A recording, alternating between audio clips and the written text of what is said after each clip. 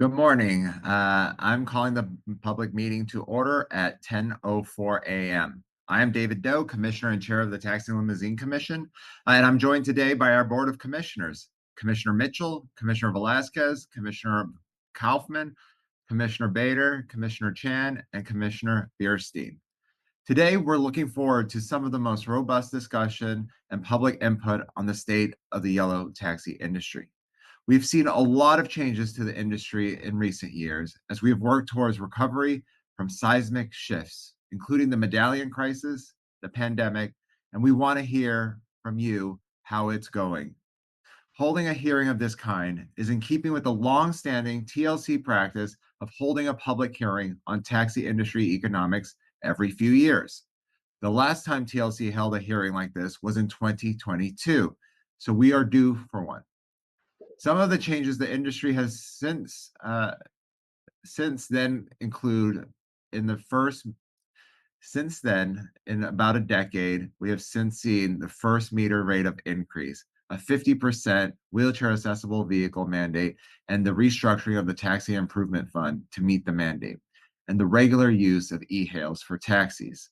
Specifically, to help guide the discussion, we have requested comments in a variety of different areas, including changes to the economic circumstances of drivers and owners, including changes in revenue and expenses, changes to industry dynamics, including the evolving nature of competition and coordination among e-hail providers and high-volume for-hire vehicle services, the impact of flex fare trips relative to street hail fares on gross revenues and net returns for drivers, owners, and agents, the balance of $3 upfront drop fare relative to the 70 cents per unit in distance and time charge, and its contribution to the overall trip cost for passengers. Opportunities to simplify the fare structure and increase price transparency for passengers, such as consolidating fees and surcharges or expanding the use of flat fares to LaGuardia Airport. Other information related to the taxi fare structure and its role in supporting a competitive taxi industry. Written comments may be submitted through July 23rd. While we specify those areas for our own information gathering purposes, if there is another subject related to yellows that you would like to bring up, please feel free to do so. We encourage an open discussion, but please keep it focused on the yellow taxi industry. Before kicking off our public comments, would any of my fellow commissioners like to speak? If you would. Yeah. Oh, Go ahead, yeah. Commissioner Bierstein. Well, I just want to say, and I don't know to what extent any of the comments today will be addressed to that, but while we're looking at the state of the yellow industry in terms of drivers and owners and the economics of it, we also need to be considering the perspective of the passengers as well and the public at large. And I know that that's sometimes harder to hear from because those groups are less well organized. So I just wanted to mention that as a thing to keep in mind. And if any of the speakers are prepared to address the public at large or the use of the riders, I would be interested in those comments. In addition, obviously, to the concerns that Commissioner Doe outlined. Thank you, Commissioner. Anyone else? Okay. And feel free, commissioners, to ask questions and follow-ups to our speakers this morning. You are more than welcome to do that. And with that, I'm going to turn it over to our General Counsel, Sherryl Eluto, to start our public hearing for today. Good morning. When I call your name, you can unmute your microphone and begin your testimony. Our first speaker up is Ambro Mohamed. So, Mr. Mohamed, just unmute your microphone.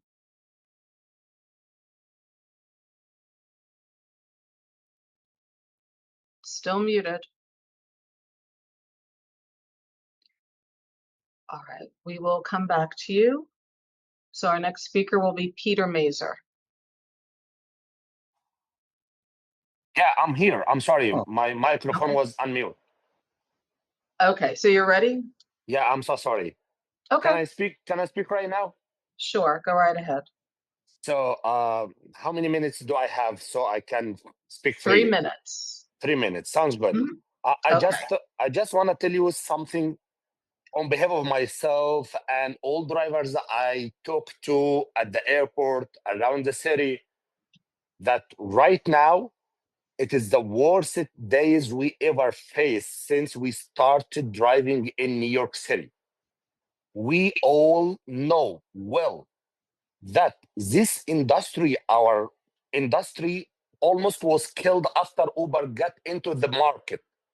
But even though we could hardly make some money and survive to be able to feed our families until latest or the last few months, TLC allowed the people who I would say are illegally cross the border to get their TLC license without social security number.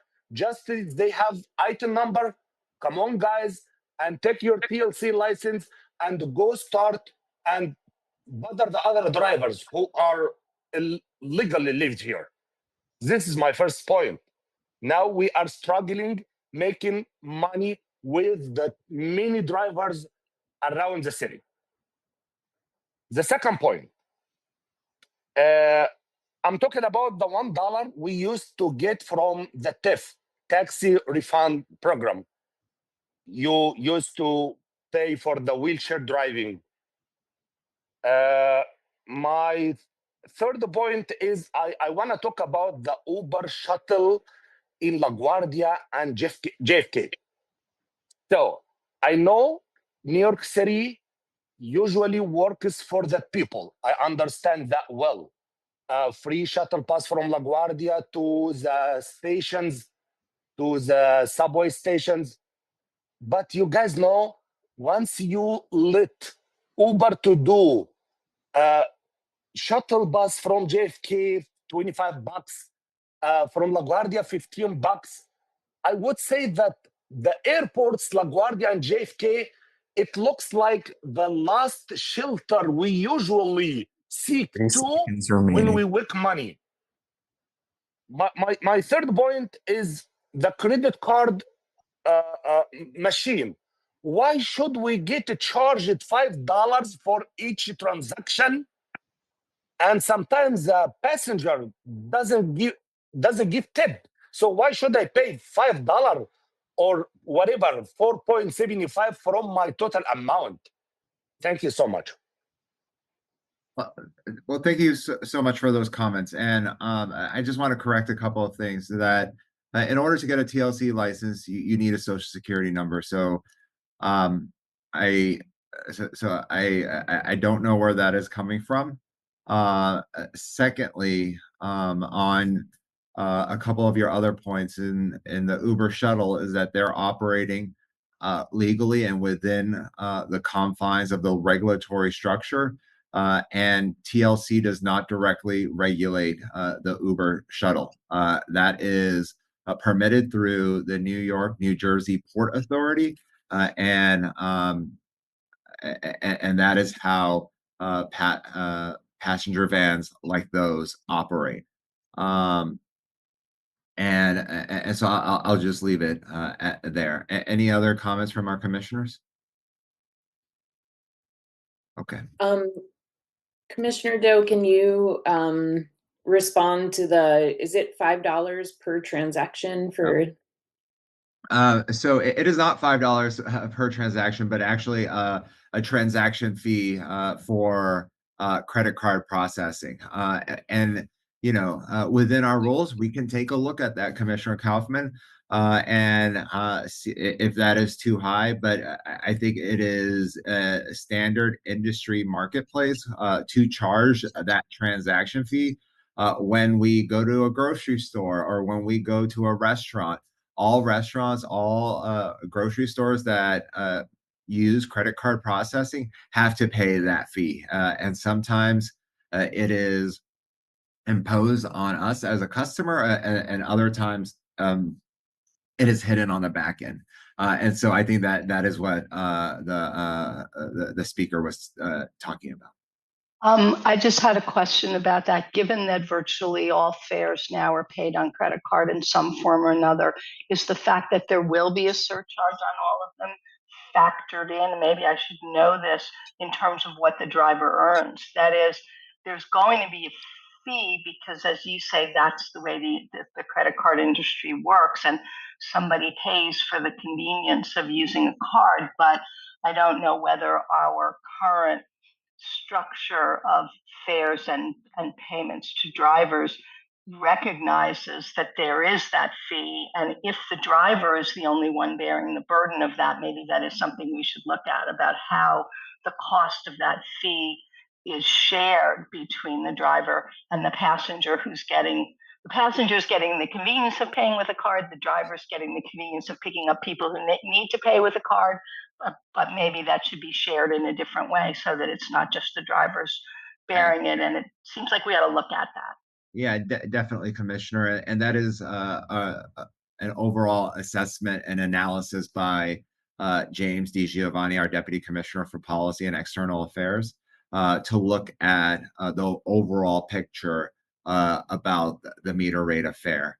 I would just add one more comment overall, is that this is to look on a holistic level, right? Today, when a customer enters in a yellow taxi, there is a lot of sticker shock, excuse me, because of all the surcharges and fees, right? And sometimes, especially in the rush hour or the overnight hours, that initial start fee could reach close to $10. And so that is those are some of the concerns from the public on the passenger facing side that we also want to take a look at in the overall picture. And so as we get the comments from the public today, our policy team will consider all of that and wrap it potentially into a policy proposal that we can all take a look as commissioners. So I have a follow-up to Commissioner Bierstein's comment, and this is just off the top of my head. It may or may not be feasible, but certainly larger corporations often have the purchasing power, so to speak, the market power, to negotiate more advantageous credit card charges on behalf of their transactions. I'm not suggesting that TLC necessarily could do it, but maybe is this something that we could take a look at this to say collectively, you're going to reduce your rates, credit card fees charged to all drivers. I don't know how feasible it is, but I'll just toss it out there. Yeah, as an entity within yellow vehicles, be it TPEP or the payment processors, we are able to regulate that, and so we'll take a look at that as part of this process. But we will hear more from the public today about the credit card transaction fee. But in my early assessment on this is it's pretty standard what we authorize the payment providers to charge. Okay. We'll go Sherryl? on to the next speaker, Peter Mazer. Good morning. My name is Peter Mazer, and I am General Counsel to the Metropolitan Taxicab Board of Trade, a 70-year-old association representing the owners and operators of licensed medallion taxicabs. Our full-service driver center provides a variety of services, including free representation in court and at administrative proceedings for drivers who lease cabs from our member operators. MTBOT will be submitting detailed written comments addressing the items set forth in today's hearing notice. We also anticipate that MTBOT will be petitioning the Commission for a fare increase and restructuring that will be essential for the survival of this industry. The health of the New York City taxicab industry is dependent upon sufficient revenue for both owners and drivers, and unlike other public transportation providers, cab revenue is derived almost exclusively from passenger fares. Without a sufficient number of passengers and fares that generate sufficient revenue, the taxi industry cannot remain viable. The TLC last approved the rate of fare increase on November 15th of 2022. At that time, the commission projected that the fare increase would increase revenue to drivers and taxi cab owners by about 30% from 2019 levels. This did not happen. Driver revenue per hour that a cab is in service went up only slightly, and revenue per each taxi cab in service actually declined since 2017. The last fare increase has fallen short of expectations for meeting the anticipated demand and the financial needs of this industry. Our written submission will provide the relevant backup data to support these allegations. Ridership has begun to tick upward this year, but is still well below the pre-2020 levels. More taxi cabs have been placed in service, but there are still 4,000 medallions in storage. Liability insurance premiums now run between $4,000 and $12,000 per year for each cab, and a new accessible vehicle costs over $65,000. Every major expense, from the cost of spare parts to utilities, has increased while revenue declines, preventing anything resembling a full recovery for the taxi cab industry. Cabs may be seen by some riders as expensive, but so much of the revenue does not even go to the drivers and owners.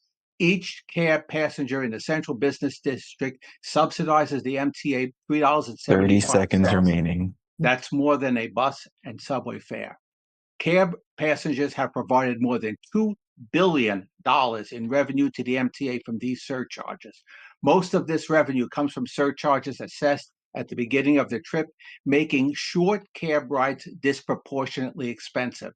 The challenge is to restructure the fare to preserve the MTA's statutorily mandated revenue while eliminating the disincentive for short trips.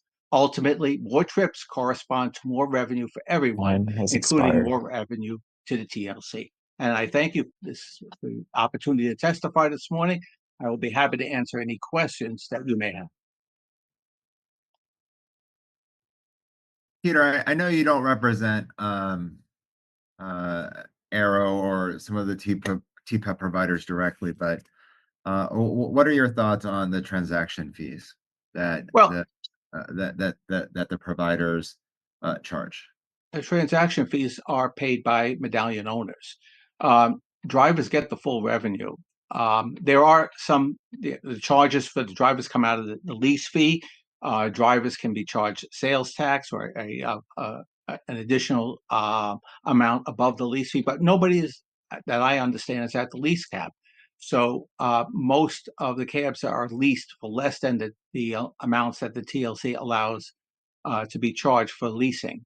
So that's really an issue for owner drivers who do have to bear the burden of the charges that for the credit card fees, Dove drivers and owners who own their own taxi cabs.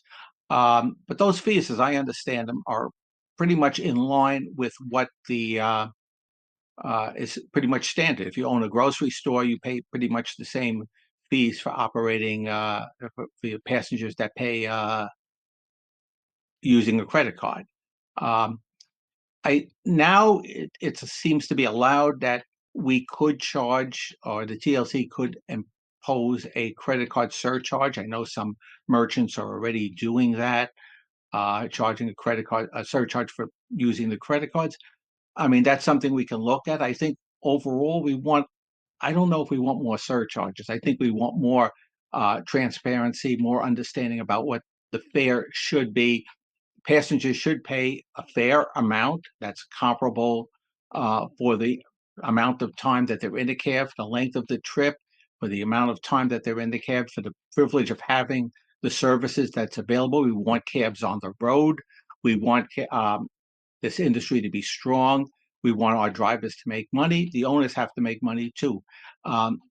We don't have a lot of other money. We give more to the MTA.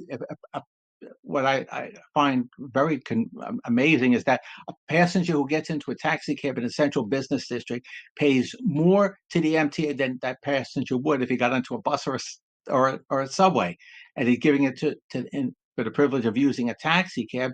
And the taxi cab driver doesn't get it, the owner doesn't get it.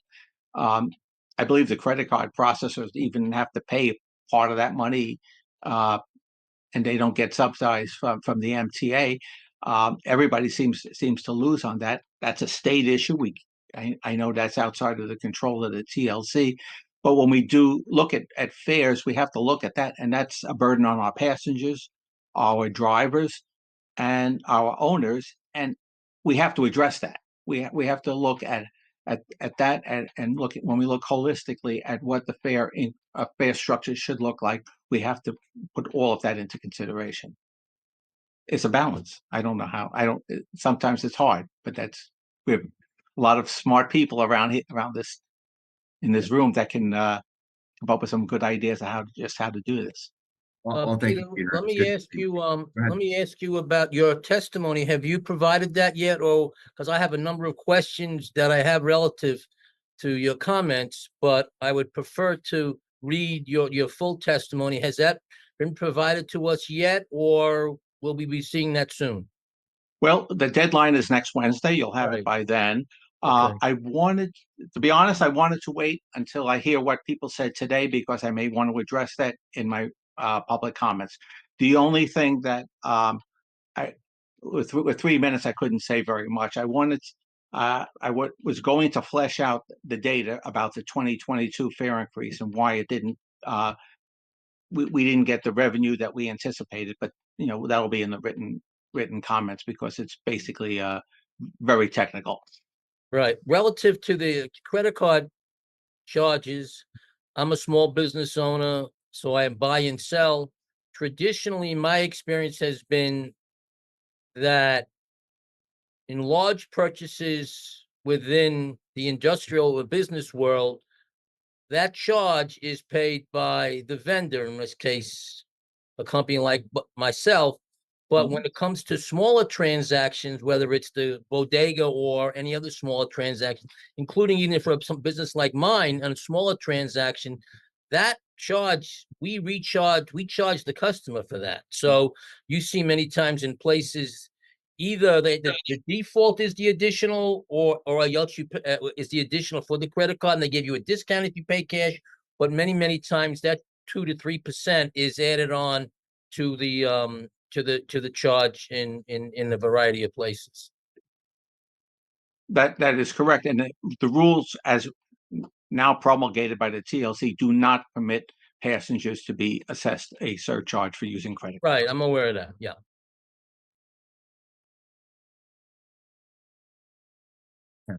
Thank you, Commissioner Bader. All right, so we'll go to the next speaker, Vinod Malhotra. Mr. Malhotra, if you could please unmute your microphone.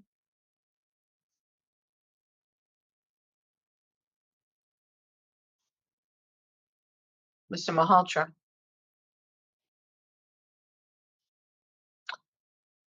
Okay. We'll move on to Michael Simon. Hello. Hello. Thank you very much. The taxi comeback has started. The e-hail and the yellow cab are a great match. Use of driver ratings for e-hailing yellow and tech with human oversight, and we got it made. Yellow is back. The yellow e-hail revolution has begun. But sustainable income is not there.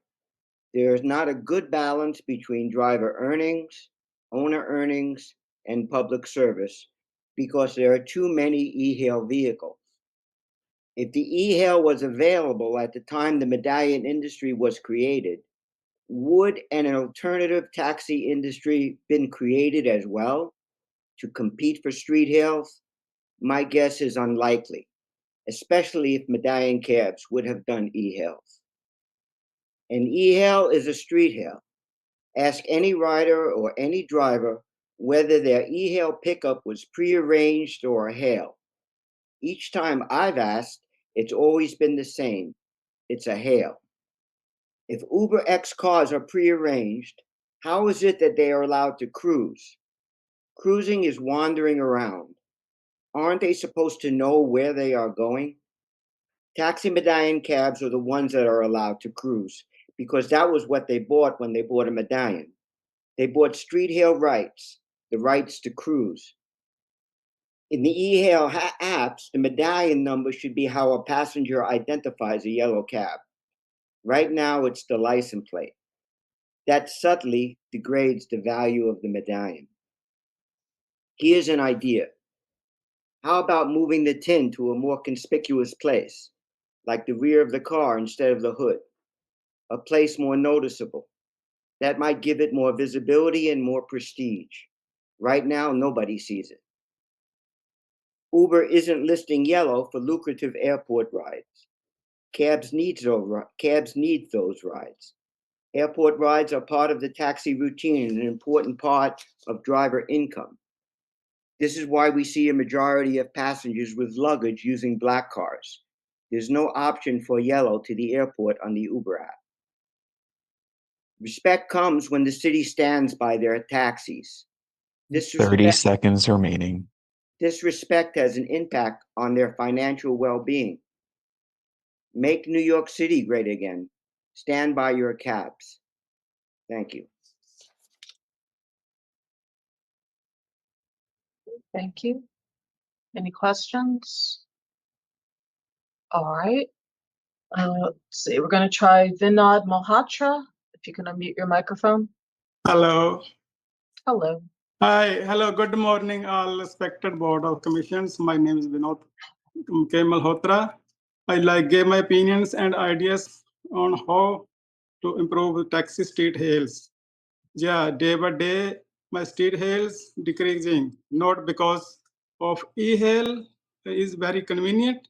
What TLC gave the loopholes to companies, they able to add so many vehicles in the industry. After cab, they still able to put BEV vehicles. Recently, TLC allowed EVs to add in the market. You must stop these things. As you know, very soon here, driverless taxis will be in the service. Imagine what can happen after that if you not make a rule that driverless cars only can be added in the existing vehicles like taxis or black cars. Yes, we need to change to the meter fares to bring back our lovely passengers back in the taxi market. Must need grow volume, so I have few ideas. Please don't eliminate the cent 3 DOP completely. Take $1 off from this and 150 from my rush time surcharge. Make rush time surcharge mean 4 p.m. to 8 p.m. there 250. You can limit 150. So make $1 all the time night surcharge for 4 p.m. to 6 p.m. So all night, and please eliminate the MTA tax, at least 10 to from our meter. As you know, the MT have enough income at this time, especially after the CRG tolls. So this way, our meters start will be around 5-6 cent all the times, even lower daytime. This will be winning point for everyone. So need stickers rate on my around my taxi doors.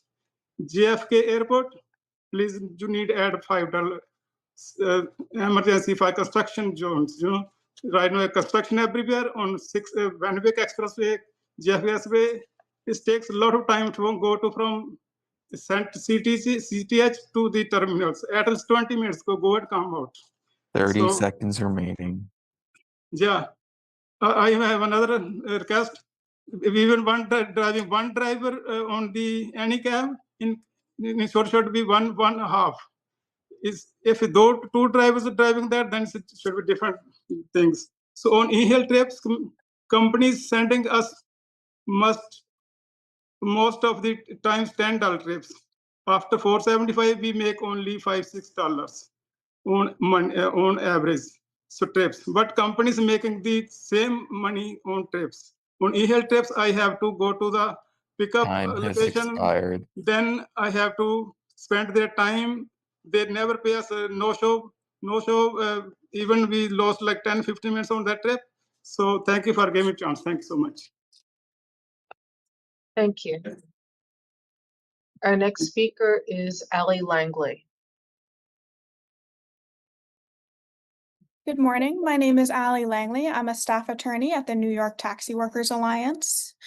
You'll hear more from other NYTWA members and staff about the substance of the questions that the TLC has asked today, including the need for the TLC to focus on increasing street hails, both for drivers as well as the public. But however, I would like to focus my testimony on the need for a study before the TLC moves ahead with any proposed rulemaking. It's been standard practice in the industry to take a data-driven approach to driver pay for the last 7 or 8 years. In the high volume for hire vehicle sector, so Uber and Lyft drivers, their pay structure is based entirely on a 2018 study. And the study was really comprehensive. It looked at everything from driver income to driver expenses to how trips were distributed to even how many drivers had to rely on government benefits like SNAP and Medicaid because they were not earning enough from their work to support themselves. The TLC then used this information to develop a pay structure, and in every subsequent modification and amendment of the pay rules, the TLC either used government data about inflation or, like it did just this past year, commission an updated study to look at how the industry changed and change the pay rules accordingly. It would be irrational for the TLC to apply a different approach to the yellow cab sector. As the chairman himself and many commissioners and speakers have already acknowledged today, there have been really seismic changes in the industry. Between the unregulated entry of Uber and Lyft, the COVID-19 crisis, and the medallion debt crisis, everything about how this sector operates has changed, whether it's how drivers receive trips, how many drivers are working, how many trips are available, expenses from medallion debt to wheelchair accessible vehicles. That has all changed, and it necessitates a thorough and considered study to really understand the impacts. This has to be a data-driven approach, and indeed many of the questions that the TLC is asking today can only be answered in full by looking at the data, some of which TLC already has available to it.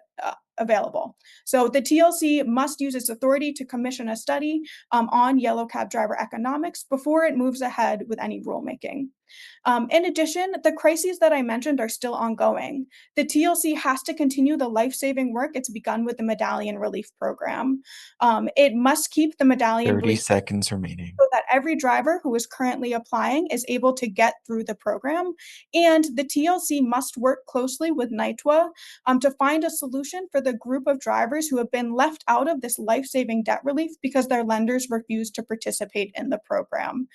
There's simply no justification for denying this relief to people because it was not ultimately a one-size-fits-all solution. NYTWA has been working diligently to fight for these drivers and asks that the TLC joins us. Thank you. Okay. Any questions? I have a quick question. Thank you, Alli. I am wondering, you said that the TLC must conduct a study, and that there was a study released earlier addressing some of the current challenges.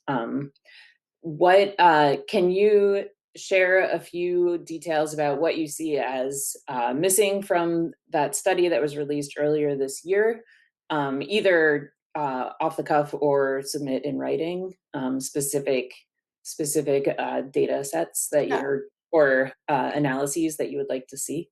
Absolutely. Thank you, Commissioner Kaufman. And I apologize if I wasn't clear. That study was for high volume for hire vehicle drivers who are Uber and Lyft drivers. So what NYTWA is asking, just as we asked for Uber and Lyft drivers, is that that same sort of care and consideration and detailed look at the data and how the industry is changed is applied to the yellow cab sector so that yellow cab drivers are not left behind. Thank you. Thank you. Okay. Our next speaker up is Josh Gold. Morning, commissioners. Thank you for the opportunity to testify. I'm Josh Gold from Uber. Over the past 12 months, Uber has referred more than 7 million trips to yellow taxis, including over 800,000 trips in March alone. This program represents a rare alignment of interests, a true win, win, win, win, win. Taxi drivers benefit first. They gain access to more fare opportunities, especially in less densely populated parts of the city where street hails are less common. This means more earnings and less downtime. Riders win too. The ability to match with a nearby yellow cab improves pickup times and reliability across the board. For-hire drivers also see real gains. By expanding trip capacity through taxis, we reduce the need to onboard new for-hire vehicle drivers. That in turn improves utilization and earnings for the drivers already on our platform. Medallion owners are also winners. This surge in demand has enabled more medallion holders to bring vehicles out of storage and back on the road, breathing life into a sector that's long faced challenges. And finally, taxpayers benefit as they backstop medallion debt relief. A thriving taxi market helps protect that investment and promotes long-term stability. All of this is made possible by the upfront fare structure permitted under the eHealth framework.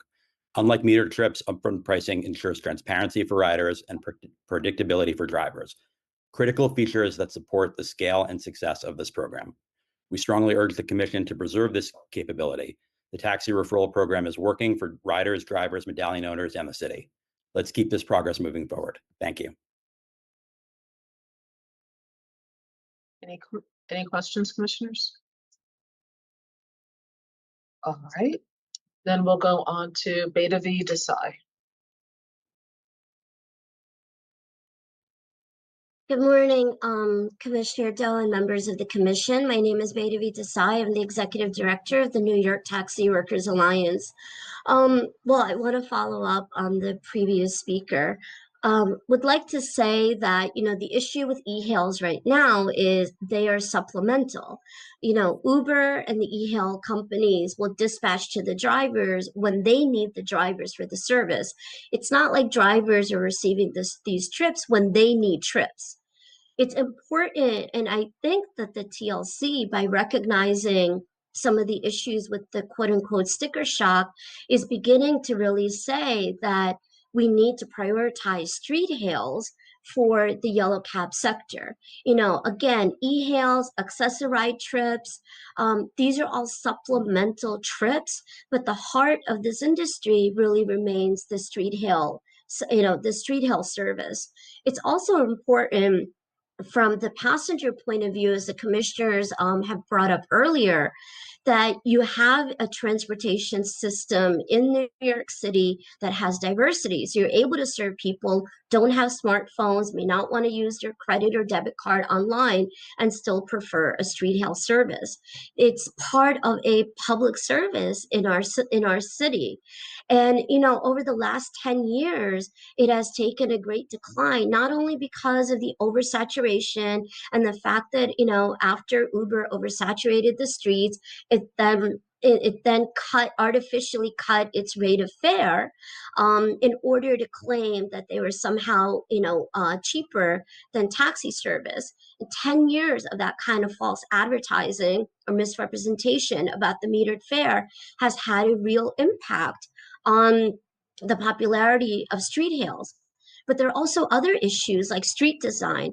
You look at Penn Station, you could barely make out the taxi stand there.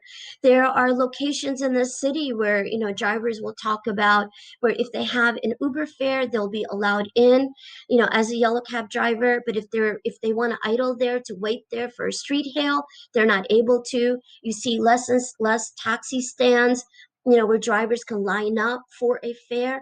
These issues actually need to be addressed.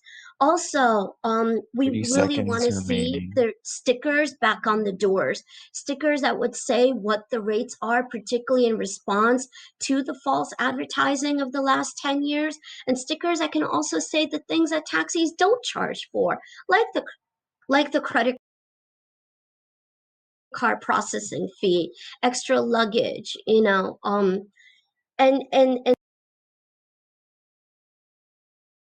there's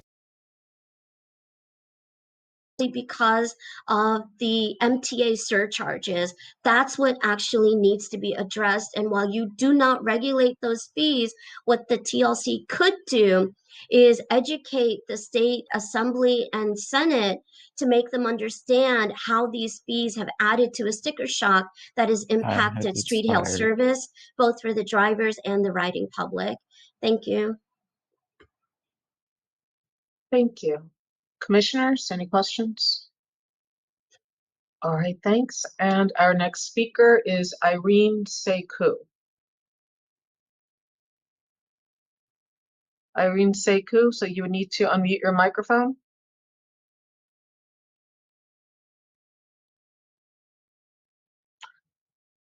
Okay, we will. Oh, I don't have anything to speak at this moment. Thank you. Thank you. Next speaker, Harjot Singh. Hi, how you doing, guys? I'd like to thank the Taxi and Limousine Commission for this opportunity. I'd just like to speak a little bit about the surcharges. I know we were talking about it. I really feel like the MTA fees isn't something that should be part of the meter fare. One of the biggest concerns of customers' perspective as well is when the meter starts at very high prices, they complain about, the MTA fees, then they talk about the taxes and stuff. I understand that the fees are there for a reason, but I really feel like the MTA fees, some of these fees can be brought down and, regulated in a way where it's fair to the drivers and the customers at the same time. Another thing that I like to say is the $3 surcharge that comes on the meter in the beginning, that can't be dropped because some customers go, 2 minutes away. We've gotten fares that go, 30 seconds away, and that should be there for a reason because that kind of pays us for our time. The $3 can make up for the 5-7 minutes that we drop off a customer right off the bat. Credit card fees from owner's perspective and a driver's perspective, I really feel like the 3% is fair. We were talking about it earlier. I know somebody mentioned it earlier. I feel like it's a fair. That's not that big of an issue to us taxi drivers. Other than that, I really feel like another big impact is we're not allowed to stop in the streets, like let's say like Penn Station or Javits Center. There's a lot of areas that cab drivers pick up a lot of tourists that come, Hudson Yards, for example. There's a lot of Uber drivers that take up places in those places, like even Penn Station. I've seen it happen a lot. There's a regulated spot for taxi drivers, but Uber drivers come in and they park their cars there and they break the lines of taxi drivers. It's not fair to taxi drivers that have been waiting in the line, and now the Uber driver cuts them off. Now there's other taxis that cut in front and cut those drivers. So now they have to wait an additional 10-15 minutes to get a trip. So I really feel like, TLC police should be cracking down on the Ubers and stuff, which is not fair to the taxi drivers. There should be more taxi stands. I feel like at Hudson Yards, a place for taxi drivers to stop. Me as a taxi driver, I've seen a lot of opportunities, taxi fares that come out of Hudson Yards because of the BlackRock building, Baker Tilly offices. There's a lot of corporate offices there that allow taxi drivers to pick up fares. But since we can only, drive there for a second and we have to leave right away, a lot of taxi drivers miss those opportunities and fares. And I've had a lot of 30 customers seconds about that remaining. as well.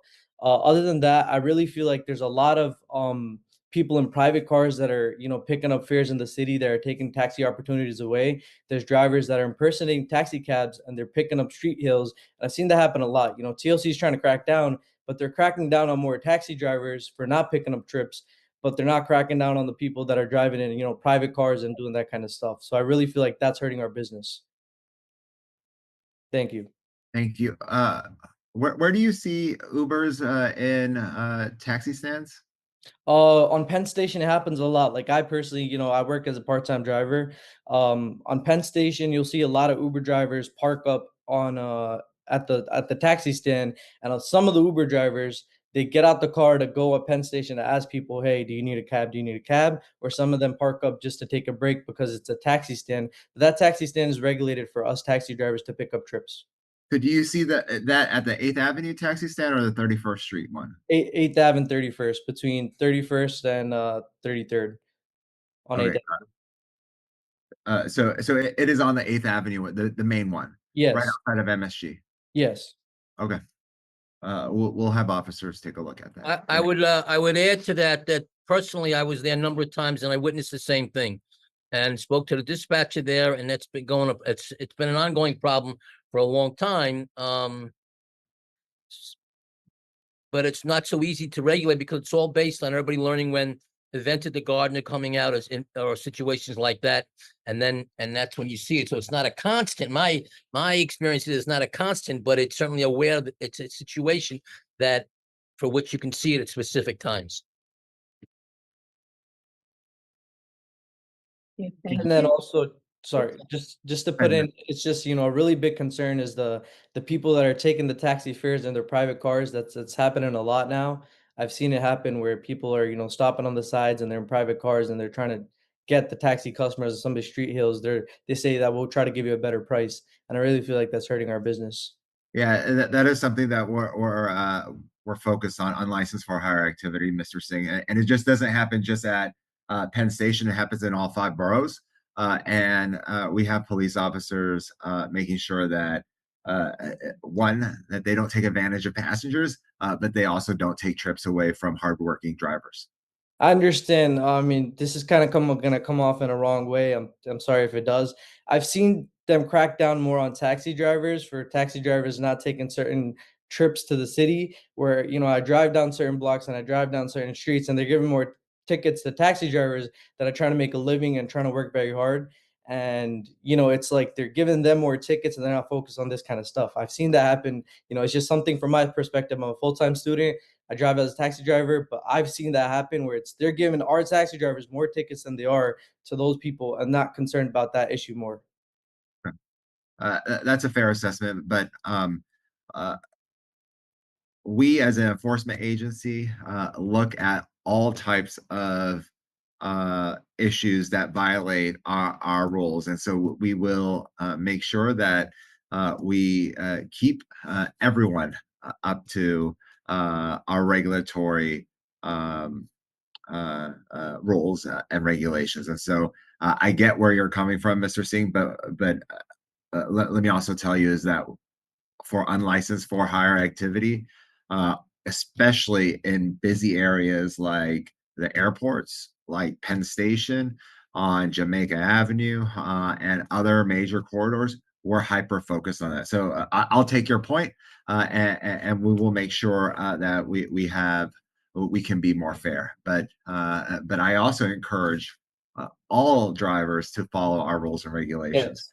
So my last question to you is, you said that you would like to see more taxi stands in Hudson Yards. Where specifically? And my team will take it.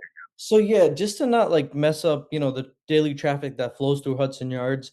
Honestly, if they could have a taxi stand anywhere between the roundabout that comes up, it could be before the traffic where like the main entrance is, but they could have a designated spot on the right side where they have enough space for taxis to park up properly and still have traffic flow through. I feel like they can have a taxi stand for 3 to 4 taxis there.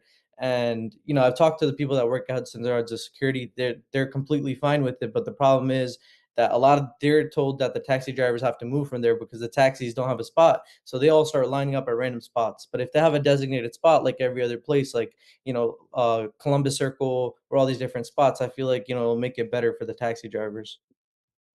All right, fair. All right, thank you so much, Mr. Singh. Thank you. All right. Next speaker, Ramesh Karki. Mr. Karki, you can unmute your microphone and begin.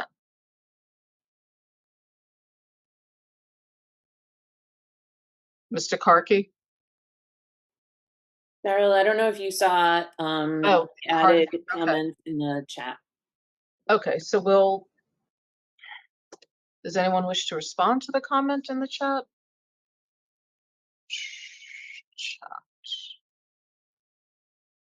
We're not going to comment on that, and it's unrelated to the yellow taxi industry. We'll put it in the written comments if needed. Okay. All right, then our next speaker up is Richard Chow.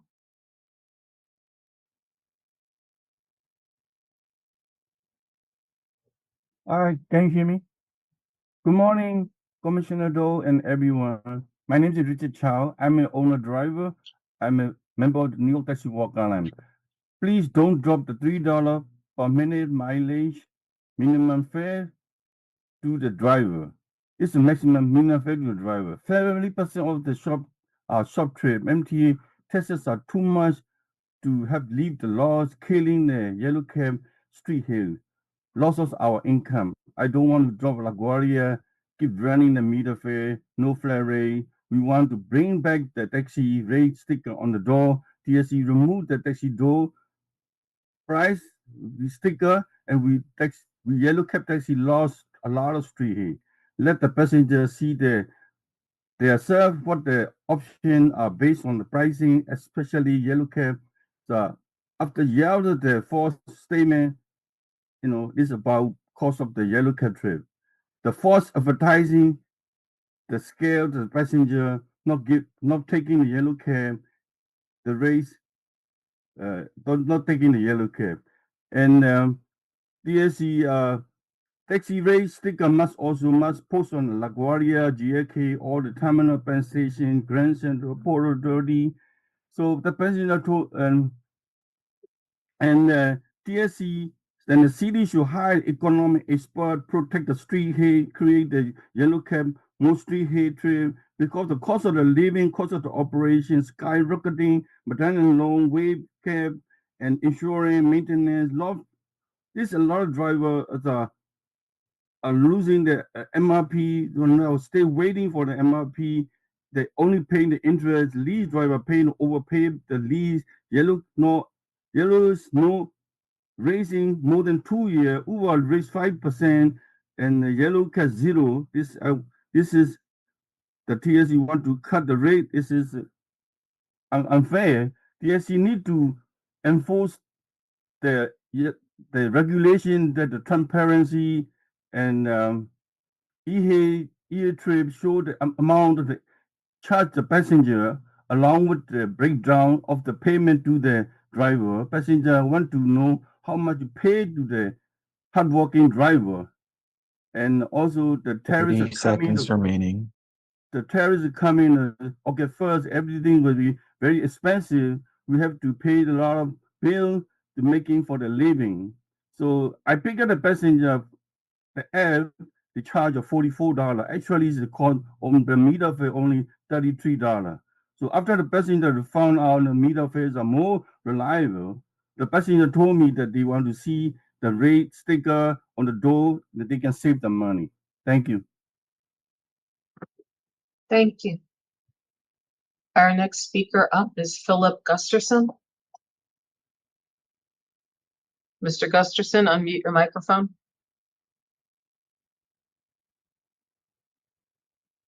Sir.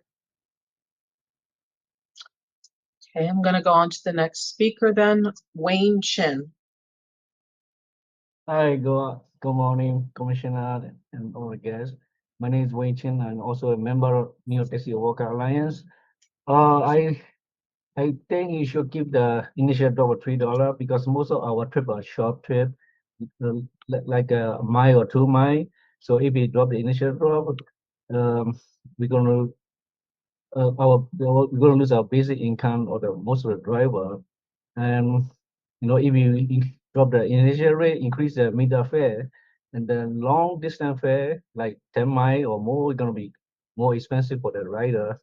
So I would suggest keep the initial drop of $3, and also we would like to see the airport fare rate posted on the door so the passenger know how much cost like JFK, and also the real fare.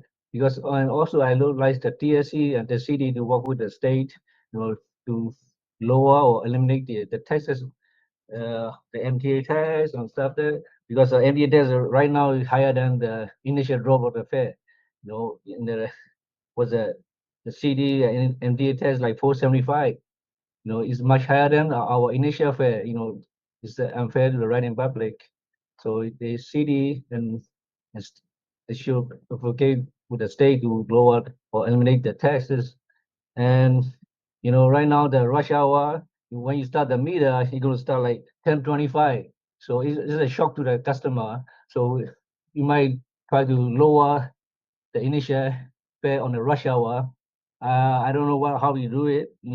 I asked you work with the state to lower the taxes in those time. So very public they have a shock. And myself, they have a loan with our bank state refusing to follow join the city program. So we stayed looking to finance the loan on my loan.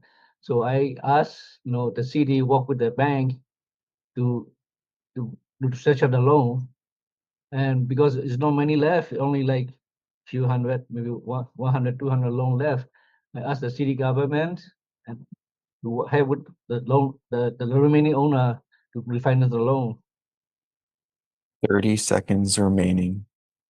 And please keep the rate, like the initial rate for the driver out there, because we need it. This is our basic income. Thank you so much. Thank you. Okay, I'm going to go back to Philip Gusterson. Mr. Gusterson, are you available? Okay, you're not going to mute your mic, then I need to go on to the next person. Erhan Tuncel. Mr. Tuncel? Good morning, commissioners. Thank you for this opportunity. I've been driving for 26 years, and I can tell you this, 12 years ago, I used to make 25 to 30 trips a day to make $300. Today, I'm making 15 to 20 trips a day to make the same amount of money. Sticker shock of the meter is the main reason for this. And the $3 that goes straight into the driver's pocket is not the culprit for the sticker shock. It's the MTA surcharges that adds to the drop.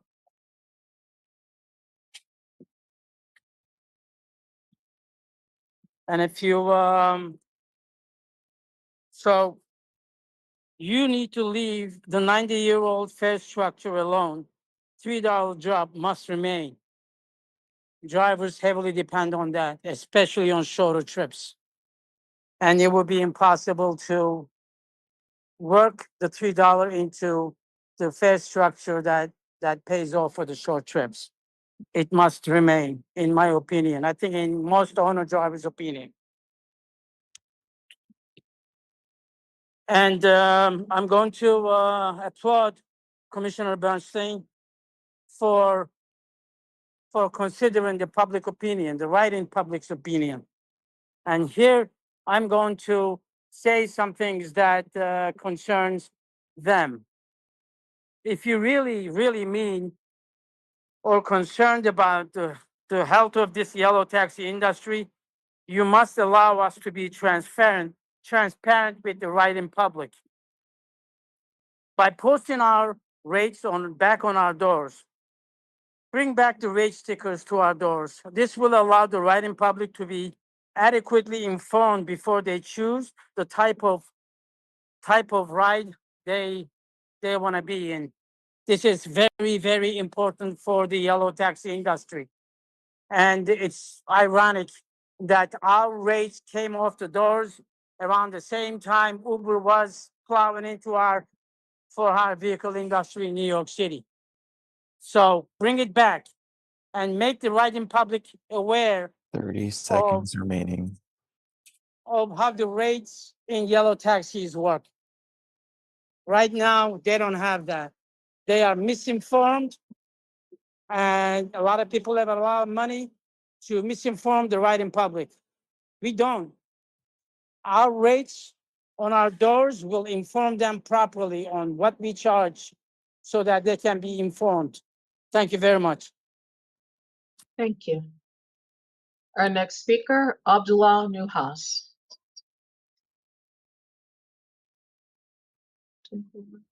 Mr. Nuhas, just if you're on the screen.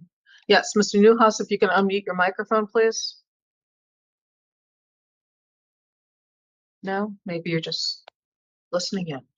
All right, then I'll go to the next speaker, Ashraf Awad. Mr. Awad, if you could unmute your microphone, you can give your testimony. All right. I'll go on to Dorothy LeConte. Is she in the waiting room? Dorothy, there you are. Go ahead. Hello? Hello. Yes, my name is Dorothy. My discussion today, I heard a lot of people who came the same idea with me. As you know, I'm sorry not to say good morning to everybody. I've been driving for 30 years, 38 years. I started at 30 years old. I'm 68 right now. The industry right now becomes so difficult. When I used to drive early in the morning, my first stop would be at Penn Station, lining on 7th Avenue. on the Penn Station side on the right-hand side. Everybody coming from LRRR or New Jersey, they know where to cut a car. Now, they change us on the side on the left all the way to 31st Street. People have to drag their luggage to pick up the car. And there was no standing. When they have an event such as Java Center, we didn't have the technology online, but flyers will be distributed to driver to let us know that every year used to be a newspaper would tell us every time they have an event for us to pick up. But there's no certain thing. For Uber, we become subsidized for Uber. Like we could drive hours. We never pick up a Uber job unless they're busy. So this job becomes so hard. We cannot make money. We cannot do. We rely on our app store, and I agree for the sticker to come in the tent. And most of the passenger to come into my car, they argue what is the left side because they only see the fare. When we get the congestion fee, everything, especially when we get someone from the city going to other borough or Upper East Side or Upper Harlem, it's a fight because the people do not want to pay all the fee to the left, which is the congestion fee, all of these things. So TLC has to go back to realize how we make money. And everything is expensive. I need a new car. It's expensive. My loan is not even done yet. I'm still 30 waiting. seconds remaining. I'm still waiting for SNR to be reconstructed for us. Nothing happened, and it's so hard. We need help. Put the sticker back on the door because passenger does not know the price of the taxi. They're most coming to us and ask us how much it will cost us. They need to know that. Thank you, and I'm waiting for the answer. All right, thank you. Our next speaker up is Kuber Sancho-Persaud. Hello. Hello. Yeah, how you doing? Good morning, commissioners. Thank you for letting me speak today. I'm a New York City taxi driver for 10, 11 years now. I'm also been a part of the New York Taxi Workers Alliance. I've been driving right now. I drive with I drive with a taxi system, the Helix, right? My taxi system has not gone into a contract with Uber or Lyft or access a ride, so I have no e-hails to get. I have been working off of only street hails. It's been really tough working off only street hails, but I do enjoy it because that's part of the job. My dad was a cab driver for 35 years, and he used to love working the street and picking up street hails.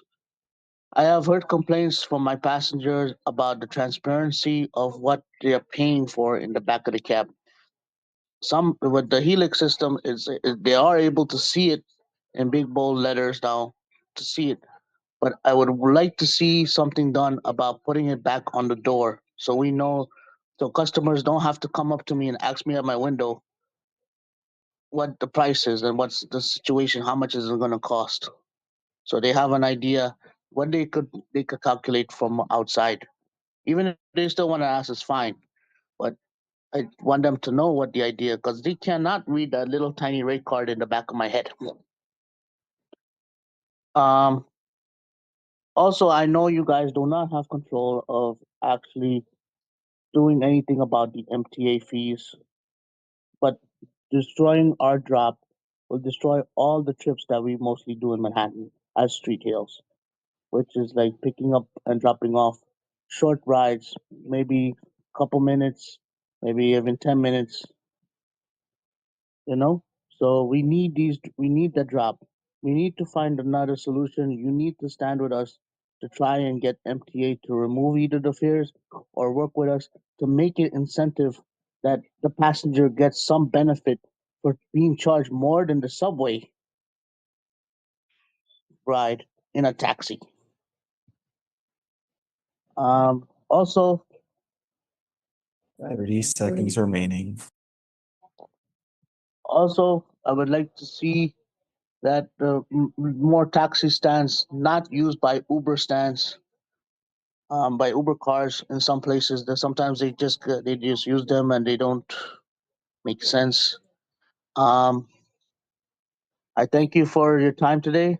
I appreciate listening to my calls. Thank you. Thank you. Our next speaker, Golam Talukder. Mr. Talukder, you're going to mute your microphone.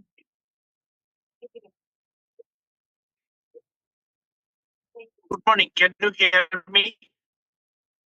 We can hear you. Good morning. My name is Golam Talukder.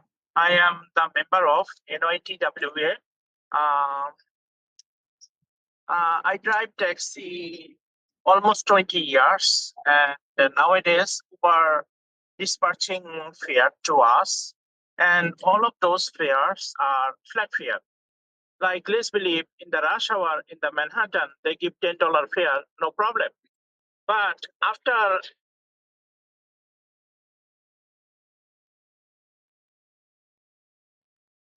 left over, and you look at rate structure and Uber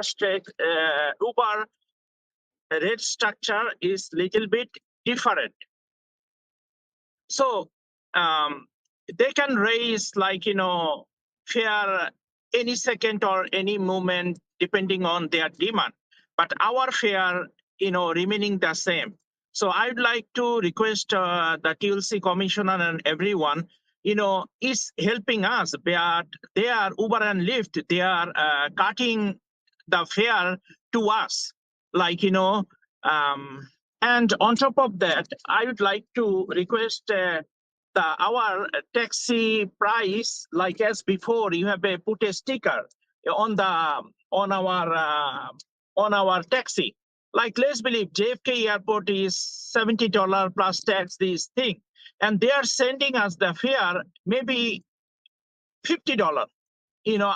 We have our standard fare. And when CARB, like I drive for CARB, when they print out receipt happen at the end, they're deducting all the fee. So we should be get paid, and they should send us the fare, like, you're going to be get this amount of money, after tax and everything. And I don't know how much customer paying, how much I get paid. They don't have any explanation on the receipt. Uber helping us, but we need, like, our meter fare. They send us the trip, and it's gonna be happen with our meter fare. Some of the fare, is the rush hour, too much 30 traffic, flat seconds fare. remaining. We don't know. How long it's going to be take. Sometimes it take longer. Like Uber, if you order Uber, they can, if it's too much traffic, they can raise the price, no problem. But for us, flat fare, sometimes is hurting us. The fare is helping us, but we want our meter fare. Thank you very much. Thank you. Okay, I'm going to give last call for Philip Gusterson. Okay, last call for Ashraf Awad. Then that is the end of our list, Commissioner Darrell. Are there any additional comments from the commissioners before I close out? Okay. Well, thank you so much to all of our public testimonies for today. The industry has changed a lot since the pandemic and since I started here at the TLC. I remember in 2022 when the tail end of the global pandemic, our industry was still struggling. There was, right at the beginning of 2022, only about 2.5 million trips. There were about 7,000 yellow taxis on the road, and drivers were still struggling with a MRP program that had not been fully implemented. 3 years later, things have transformed tremendously. Today, there's over 10,500 active taxi cabs, and we reach 4.6 million trips in a month, the highest since the global pandemic. And now we've helped over 2,000 drivers provide relief with the Medallion Relief Program, saving almost $470 million of debt for our drivers. And so there's still a lot of work to be done, but the industry is stronger than just a few years ago. And so I am happy with that. But like I said, with all these comments we had today, we will continue to work with all of you, work with our drivers, our passengers to create a more robust and iconic yellow industry. And with that, the time is now 11:15, and I'll close this meeting. Thank you.